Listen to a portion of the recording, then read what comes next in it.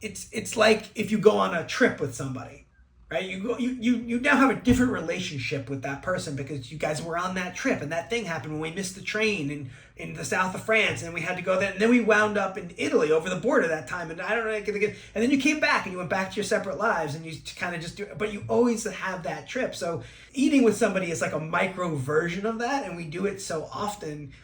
I'm one that actually I'm the guy who calls you up and is like, let's go have some coffee or let's go eat a thing or whatever. Not that I don't like the digital world, like the convergence of those two things, I spent a lot of time in my life and professionally like honing in doing what I do. But that behavioral science piece of the full sensory world and eating with somebody is something that I wouldn't be able to articulate that as a little kid, but like my Italian American dinner table was that. And I was like, oh, this isn't just about us eating lasagna.